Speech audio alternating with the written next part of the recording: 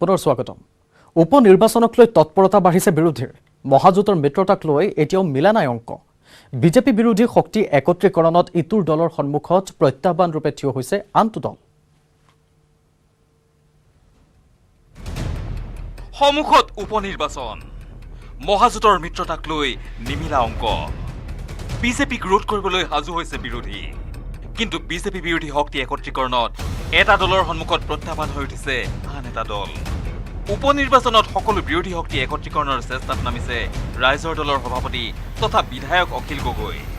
কংগ্ৰেছ, ৰাইজৰ দল, জাতীয় পৰিষদ, CPIM আৰু আন দল একত্ৰিত হৈ নিৰ্বাচন খেলিব বিচাৰে যদিও অখিল গগৈয়ে বিৰোধী শক্তিৰ সৈতে ল'ব নিবিচাৰে AIDF-ক। অখিলৰ মত, বিজেপি যিদৰে সাম্প্ৰদায়িক, AIDF-ও সাম্প্ৰদায়িক। আমাৰ খালি প্ৰস্তাৱটো খুব স্পষ্ট যে আমি সাম্প্ৰদায়িক AIDF-ক লগত লৈ কেতিয়াও মহাজোঁটত থাকিব নোৱাৰোঁ। এই চৰ্ত যদি মানি লয় তেতিয়াহ'লে যিদিনাই মানি লয় সেইদিনাই আমি কংগ্ৰেছ দলৰ লগত আছোঁ, আৰু যদি সেই চৰ্ত মানি নলয় তেতিয়াহ'লে আমি মহাজোঁটত অংশগ্ৰহণ কৰিব নোৱাৰোঁ। কিন্তু তাৰ পাছতো আমি উপ নিৰ্বাচনত বিৰোধী দলবিলাকৰ এটা ঐক্যবদ্ধ প্ৰাৰ্থী, একোজনকৈ ঐক্যবদ্ধ প্ৰাৰ্থী কৰিব পাৰি নেকি, তাৰ কাৰণেও আমি প্ৰচেষ্টা অব্যাহত ৰাখিছোঁ। যদি বিজেপিক অসমৰ ৰাজনীতিৰ পৰা আঁতৰ কৰিব লাগে তেতিয়াহ'লে AIDF-ক আপোনালোকে বিদায় দিব লাগিব। যদি AIDF থাকে তেতিয়াহ'লে বিজেপি থাকিব, বিজেপি যদি থাকে তেতিয়াহ'লে AIDF থাকিব। সেইকাৰণে আমি AIDF-ক বিদায় দিয়াৰ কথা কৈছোঁ। মহাজোঁট সন্দৰ্ভত দেওবাৰে ৰাইজৰ দলৰ কাৰ্যালয়ত উপস্থিত হৈ ৰাইজৰ দলৰে আলোচনাত মিলিত হয় প্ৰদেশ কংগ্ৰেছৰ দুই কাৰ্যকৰী সভাপতি ৰাণা গোস্বামী আৰু জাকিৰ হুছেইন সিকদাৰ।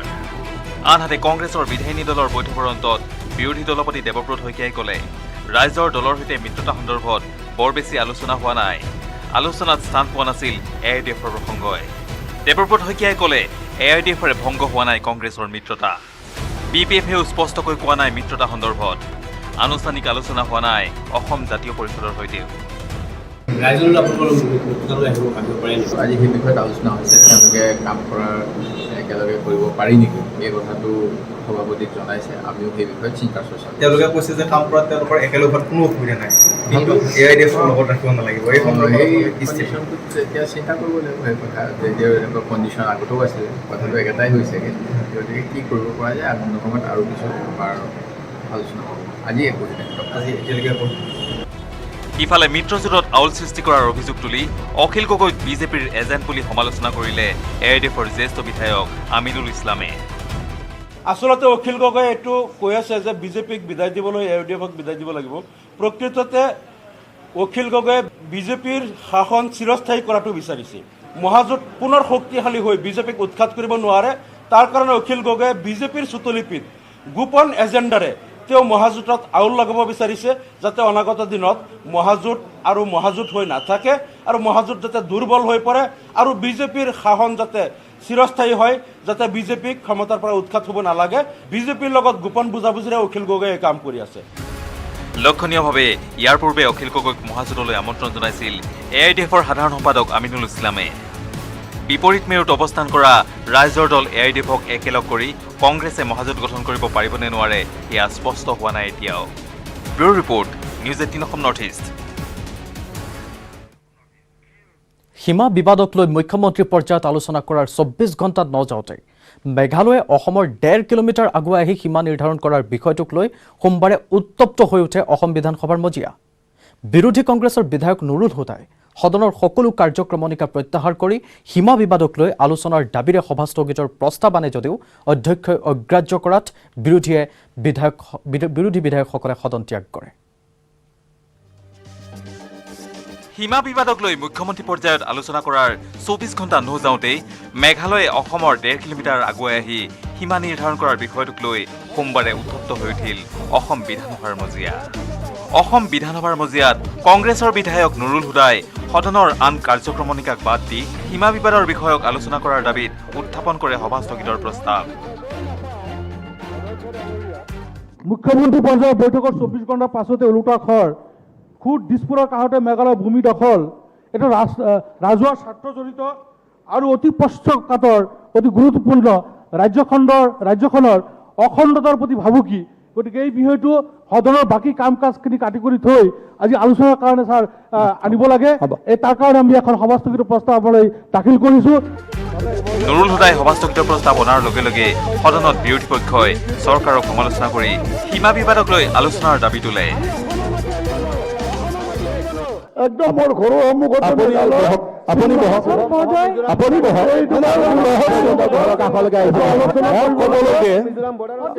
আলোচনাৰ বিষয়ে বহকচোন, আপোনালোকে বহকচোন। মই যদি ক'বই নাপাওঁ।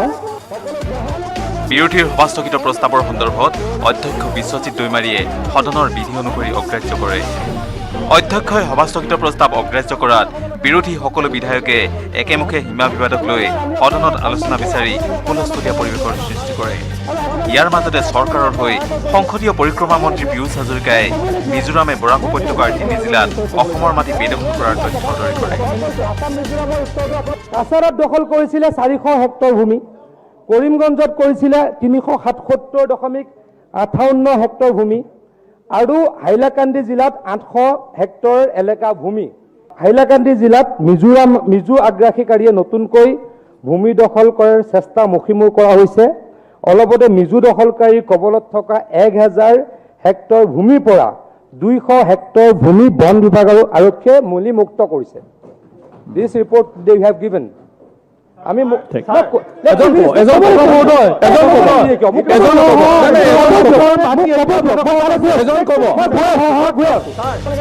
কিন্তু বিৰোধীয়ে সভাস্থগিত প্ৰস্তাৱক অগ্ৰাহ্য কৰাত সদনত উত্তপ্ত পৰিস্থিতিৰ সৃষ্টি হয়। বিৰোধী উপদলপতি ৰকিবুল হুছেইনে চৰকাৰৰ পৰা সীমা বিবাদক লৈ স্পষ্টীকৰণৰ দাবী কৰে। ইয়াতো আমি এনেকুৱা একো বিচৰা নাই। আজি যদি প্ৰশ্ন উত্তৰ এটাৰ আপোনাৰ উদাহৰণ দি যদি এই ক্ষেত্ৰত আমাক সদনক মিছলিড কৰে তেতিয়া আমি নিশ্চয়কৈ অধ্যক্ষ মহোদয় এই ক্ষেত্ৰত আমি চিন্তা কৰিম আৰু আপুনি এটা ইনষ্ট্ৰাকশ্যন দিব লাগে যে আজি বিৰোধী পক্ষই আজি ৰাইজৰ হৈ যিটো কথা কৈছে সেই ক্ষেত্ৰত চৰকাৰ চিৰিয়াছ হওক আৰু চৰকাৰে এটা এই বিষয়ে ব্যৱস্থা গ্ৰহণ কৰক। বিৰোধী দলপতি দেৱব্ৰত শইকীয়াইও সভাস্থগিত প্ৰস্তাৱৰ সমৰ্থনত সীমা বিবাদক লৈ আলোচনা বিচাৰে। মুখ্যমন্ত্ৰী মহোদয়ে আলোচনা কৰিলে আমি ভাল পাইছোঁ। মেঘালয়ৰ মুখ্যমন্ত্ৰীৰ লগত কিবা গুৰুত্বপূৰ্ণ ঘটনা হ'লে ছাৰ আপুনি জানে পাৰ্লিয়ামেণ্টত আছিলে, এটা পাৰ্লিয়ামেণ্টত এনাউন্সমেণ্ট হয় চৰকাৰৰ ফালৰ পৰা যে আজি এনেকুৱা এটা কথা হ'ল। আমাৰ অসমৰ মুখ্যমন্ত্ৰীয়ে ঘোষণা কৰি আহিলে, তাৰপিছত ইয়াত ছাৰ তেখেতে 6 তাৰিখৰ দিনা পিছৰ বেলা আছেহি, কিন্তু আমাৰ লগত মেঘালয়ৰ কি কথা পাতিলে সেই কথাখিনি ছাৰ কোৱা হ'লে ভাল আছিল। কিন্তু সকলো আহ্বান তথা দাবীক অধ্যক্ষই অগ্ৰাহ্য কৰাত সকলো বিৰোধী সদস্যই প্ৰতিবাদ সাব্যস্ত কৰি সদন ত্যাগ কৰে। এই কাৰ্যক কঠোৰ ভাষাৰে সমালোচনা কৰে শাসকীয় পক্ষৰ জ্যেষ্ঠ বিধায়ক পদ্ম হাজৰিকাই। আমি চিৰিয়াছ, তেওঁলোকে যিটো ৰাজনৈতিক মাইলেজ ল'বৰ কাৰণে এই কাম কৰিছে আমি গৰিহণা দিছোঁ। এই কথা কি আমাৰ কি দায়িত্ব নাই?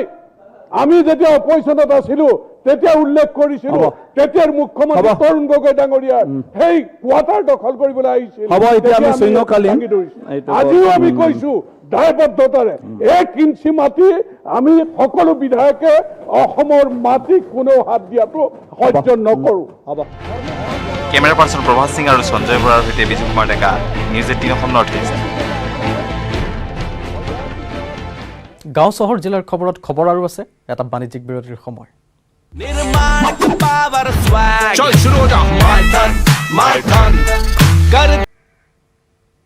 কাইলৈৰ পৰা ৰাজ্যত প্ৰযোজ্য হ'ব নতুন কভিড বিধি। দিনৰ ভাগত ৰাজ্যত শিথিল কৰা হৈছে সান্ধ্য আইন।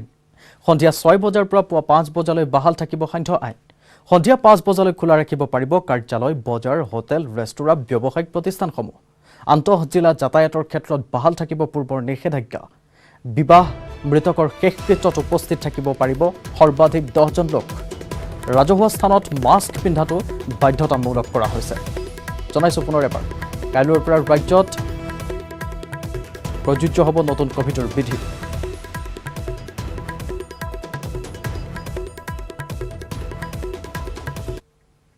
আজি পজিটিভ ৰেট 1% নাই, আজি 0.81% কেৱল পজিটিভিটি ৰেট আছে।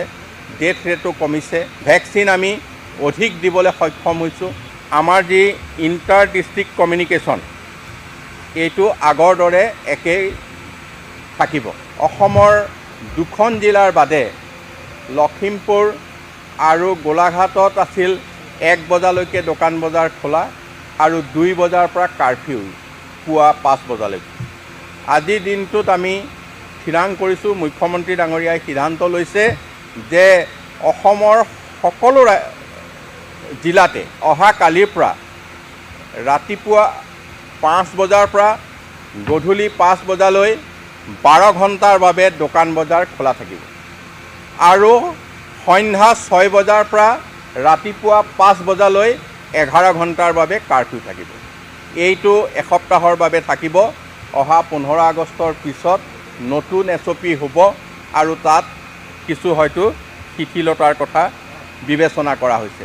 অন্ত্যেষ্টিক্ৰিয়া বা বিবাহ আদি অন্য সেৱা সকামত আমাৰ 10জন লোকক সীমিত কৰা হৈছে, কিন্তু আমি আশা কৰিছোঁ অহা SOPত আমি ইয়াৰ কিছু শিথিল কৰিব পাৰিম। ধৰ্মীয় অনুষ্ঠানেই হওক, অন্যান্য অনুষ্ঠানেই হওক। স্বদেশত ভৰি থলে অলিম্পিয়ানে। দিল্লীত অলিম্পিকত পদক বিজয়ী খেলুৱৈসকল উপস্থিত হৈছেহি। খেলুৱৈসকলক উষ্ম আদৰণি জনাইছে অনুৰাগীসকলে। ঢোলে ডগৰেও আদৰণি জনাইছে খেলুৱৈসকলক। স্বদেশত অসম কন্যা লাভলীনা বৰগোহাঁই আহি উপস্থিত হৈছেহি। নতুন দিল্লীত অলিম্পিয়ানক সম্বৰ্ধনা জনোৱা হৈছে। এইদৰে পোনপটীয়া সম্প্ৰচাৰ দেখুৱাইছোঁ আমি নতুন দিল্লীৰ পৰা। এইদৰে স্বদেশত ভৰি থোৱাৰ পিছতে সকলো আনন্দিত হৈ পৰিছে। উষ্ম আদৰণি জনাইছে সকলোৱে। দিল্লীত অলিম্পিকত পদক বিজয়ী এইসকল খেলুৱৈ।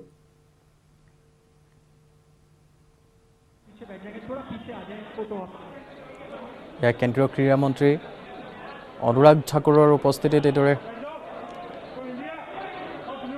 কেন্দ্ৰীয়ভাৱে পালন কৰা হৈছে। উষ্ম আদৰণি জনোৱা হৈছে খেলুৱৈসকলক, য'ত অসম কন্যা লাভলীনা বৰগোহাঁইকো দেখিবলৈ পোৱা গৈছে। ষ্টেজত মঞ্চত দেখিবলৈ পোৱা গৈছে। সকলোৱে ফটোৰ বাবে প'জ দিছে। অনুৰাগীসকলৰ মুখামুখি হৈছে, বাৰ্তালাপ কৰিছে। পোনপটীয়া সম্প্ৰচাৰ দেখুৱাইছোঁ নতুন দিল্লীৰ পৰা।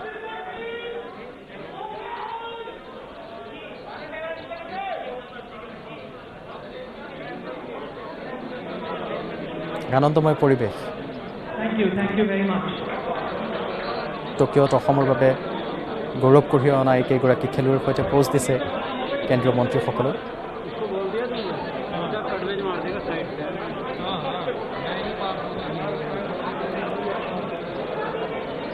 অনুৰাগীসকলৰ উপস্থিতিত এদৰে আড়ম্বৰপূৰ্ণ অনুষ্ঠানত তেওঁলোকক উষ্ম আদৰণি জনোৱা হৈছে। স্বদেশত আহি ভৰি দিয়াৰ পাছতে उसके बारे में कई शब्द क्या इस्तेमाल किए जाए to describe what we just witnessed. তেওঁলোকৰ অনুভৱসমূহ জনাব, প্ৰতিক্ৰিয়াসমূহ ব্যক্ত কৰিব। मेरे जहन में आए, आप लोगों के भी जहन में आए होंगे। हिस्टोरिक है ये जो अचीवमेंट हमने देखी, अनप्रेसिडेंटेड थी, रिकॉर्ड ब्रेकिंग थी। क्यों था ये सब? अगर मैं कुछ आपको आंकड़े बताऊं तो this has been the best ever medal haul for the Indian Olympic contingent. जो लंदन का रिकॉर्ड था 6 मेडल्स का, उसको तोड़ा 7 मेडल्स के साथ। और इसके साथ क्या हुआ, आप टॉप 50 में फिनिश करने में कामयाब हुए। India finish at the 48th में। अगर आप सारे मेडल्स का टोटल देखें तो India finish in the 33rd position, which पिछले 4 दशकों में has been the best performance by India. And while for all of this behind the scenes it's the blood, sweat and tears of all these athletes, the coaches, the trainers with them, psychologists with them, even people जो उनका nutrition का ध्यान रखते हैं. Everyone has played a major role. But I must also give you a larger picture, a macro picture, a picture, a vision which has helped us reach where we have today. And that was under the guidance of Honorable Prime Minister Narendra Modi ji, where we often refer to it in sporting parlance, हम उसे कहते हैं G2G approach, which is from ground to global. अब ये कहने में तो काफ़ी आसान लगता है, बट इसके कई छोटे छोटे कदम उठाए गए। ग्राउंड यानी आप ग्रास रूट्स को देखते हैं। ग्रास रूट्स में आपके पास खेलो इंडिया जैसे प्रोग्राम्स हैं जो इंश्योर करते हैं कि ज़्यादा से ज़्यादा बच्चे खेल खेलें। ज़्यादा खेलने से ये है आपका जो टैलेंट पूल बढ़ता है, तो आपके एलीट एथलीट्स बढ़ते हैं। And once they reach the elite level, that is where the second approach comes into play, which I said is global, which is what we call something like the top scheme, which comes in and arranges for tailor-made programs for these elite athletes which then allows them to have this kind of performance from them, to have this kind of training facilities, traveling abroad and all of that. Now, without further ado, before we get into the details, let me now introduce the panel that are joining us this evening. I'll start in no particular order with Minister of State for Sports and Youth Affairs, Nishit Pramanik ji. We've also got with us Minister of Sports and Youth Affairs, Shri Anurag. Now, without further ado, before we get into the details, let me now introduce the panel that are joining us this evening. I'll start in no particular order with Minister of State for Sports and Youth Affairs, Nishit Pramanik ji. We've also got with us Minister of Sports and Youth Affairs, Shri Anurag Thakur, Minister of Law and Justice, Shri Kiren Rijiju ji. And then our medal winners, none of them need any introduction. आप सब उनको जानते हैं. यहाँ पर रवि भैया मौजूद हैं, Manpreet Singh, captain of the Indian hockey team, Neeraj Chopra है. President of IOA, Dr. Narendra Dhruv Batra यहाँ पर मौजूद हैं. Director General of Sports Authority of India, Shri Sandeep प्रधान जी हैं हमारे साथ. And before we get into the proceeding, मैं जानता हूँ कि आप सारे एथलीट से सुनना चाहते हैं, उनकी फेलिसिटेशन होगी, लेकिन उससे पहले मैं हमारे दो मिनिस्टर से सुनना चाहता हूँ. और इसलिए नहीं क्योंकि वो मिनिस्टर हैं, इसलिए क्योंकि वो स्पोर्ट्स फैन हैं. जैसे मेरे जहन में कई शब्द आए थे, मैं जानना चाहता हूँ ये लोग क्या सोच रहे थे, ये लोग जब देख रहे थे ये इवेंट्स, उनके जहन में क्या चल रहा था. निशित प्रमाणिक जी, आपसे मैं शुरुआत करना चाहूँगा. इसी के